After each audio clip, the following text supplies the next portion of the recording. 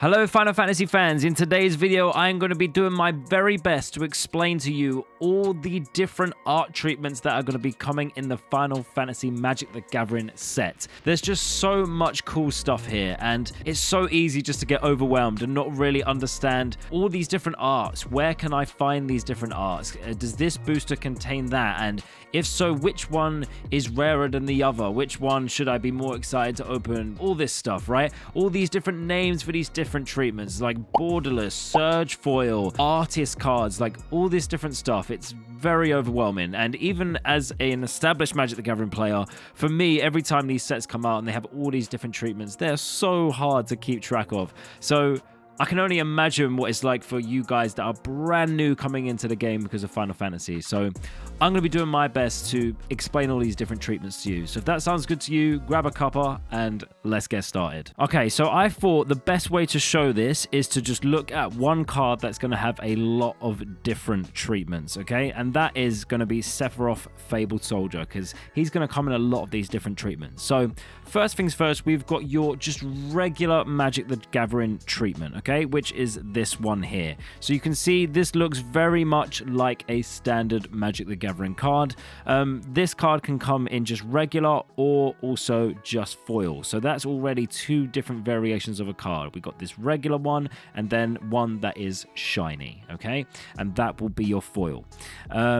Then we've got one up from here, and that's this. So this is a extended art version, okay? So you can see the difference here. So that's the original, that's the extended, right? So the border you can see disappears and then the art covers around the edges of the card. Looks very, very nice. It's quite subtle.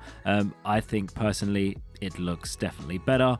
Again, all of this is going to be personal preference though. Some people like with the border and stuff, they like their Magic cards to look like Magic cards. For me, I like just showcasing that art. So I think this is beautiful, okay? So that's the first, and again, you could get this in regular or foil, okay? So usually that is the case. With most of this stuff, you can get them just regular and foil. So there's like almost two versions of each one. That's why it starts to get a bit crazy and impossible to keep track of, right? Okay, so that's that. Then we have these ones, which are the artist cards. Now what these are cards that have brand new Final Fantasy art by Final Fantasy artists, right? You know they're Final Fantasy artists because you can look at the bottom of the card here and it shows you the artist's name, right? So we know that's a Final Fantasy artist there. So we can see as well, it still has the borderless treatment on there. So no border to speak of. And again, this is all the same card, right? If you look at the text, it does the exact same thing. Okay, I realized as well, I didn't show you guys the other side. This is what it looks like on the other side. And then this is what it looks like without the border. And then we've got this one transformed. Bosh, look at that, stunning, right? So there you go. That is your artist ones. Then we've got these ones. All just regular foil, non-foil. Okay. Then we got these character cards. Now these ones, they have like these like Roman numerals in the background, which will match up with whichever game they are from. Okay, so Sephiroth is from Final Fantasy VII, so we can see the V and then the two eyes or the two ones or whatever you want to call it in the background. Okay, again featuring different art again. So if you want to and you love a character, you can literally just collect all these different cards with all these different Sephiroth arts, all these different depictions of him. Looks quite different in all of these. Some people are huge fans of these ones. Some people I've seen are not so much of a fan. I think they're really cool. I do like them. I wouldn't like between these two, I don't know. I think they're both really, really cool. I'd be happy to pull both. But yeah, I think they're very cool. But then these ones you can also get in Surge Foil, and that's this. You can't see the foil treatment on Scryfall. It's not going to show you. However, I do have this card here, which is a Warhammer Surge Foil.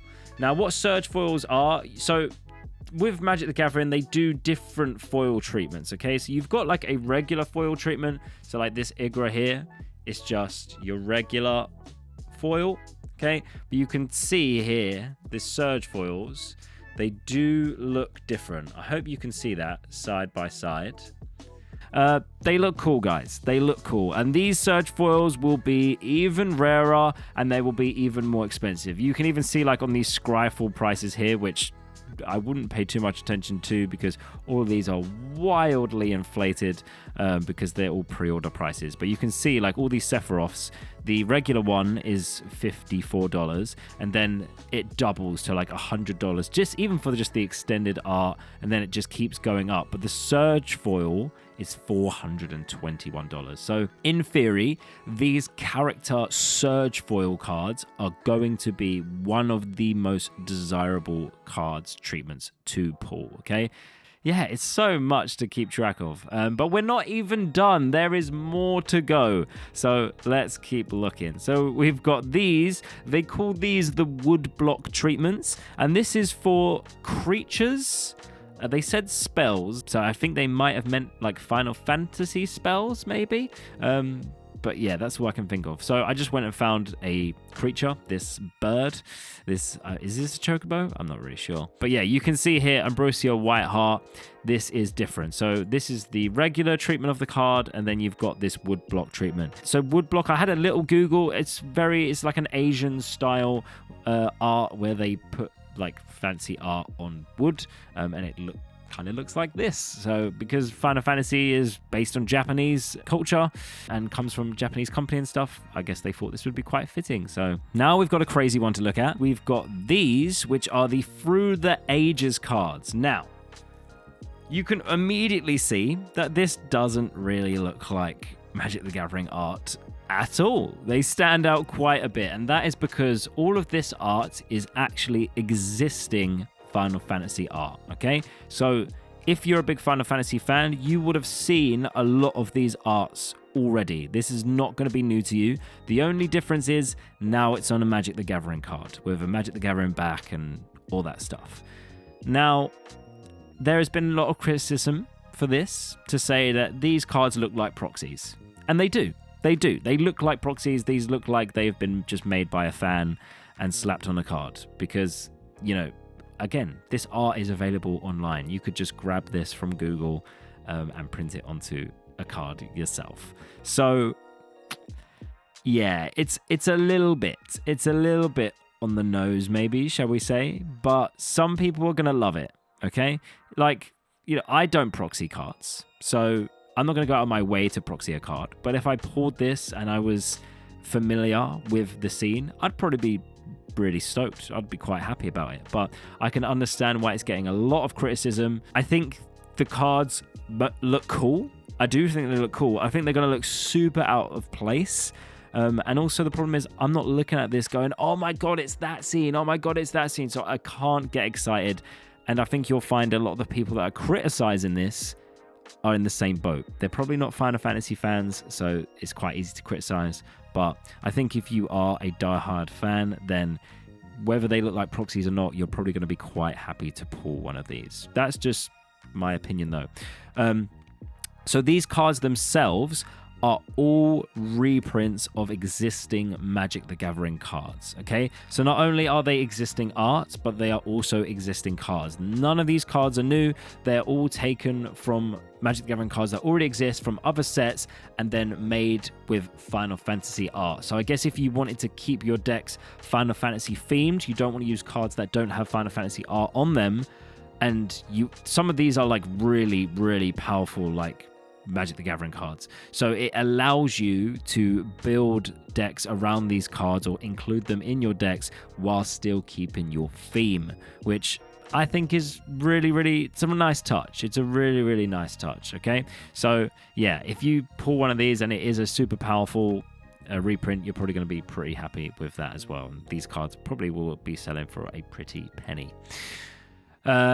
Okay, next up, we have got like these little alt art cards where they are essentially, it's the same card, but there's slight variations in the art. Okay, so we've got Secret Rendezvous. So this card comes in the Commander deck, the Final Fantasy VII one, this one with Tifa. So this is that one that comes in the deck, but in the sets, you can pull these, right? You can see, boom, it changes the person. Boom. Okay, some people are going to be stoked about that.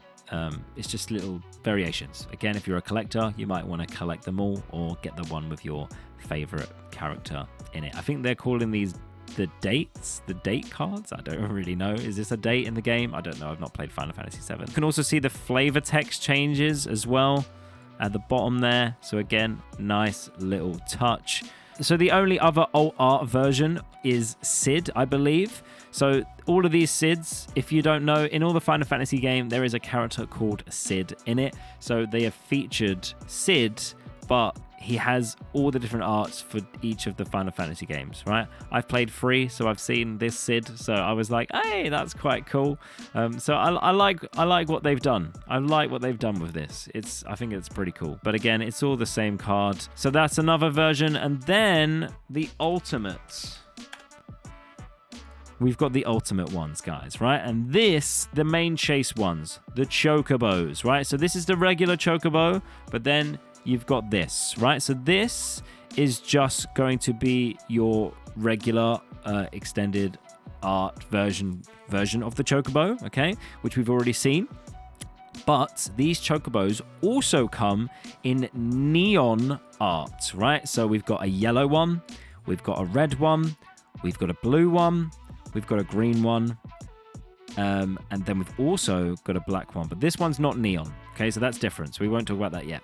So the neon ones. We have seen these neon ink arts before, and that was in the Cavern of Souls and the Mana Crypt in the Lost Caverns of Ixalan. So if you don't know, I can get those up for you. These, right? And these were you can see here, these are mega money, guys. These like neon inks, crazy, crazy, crazy.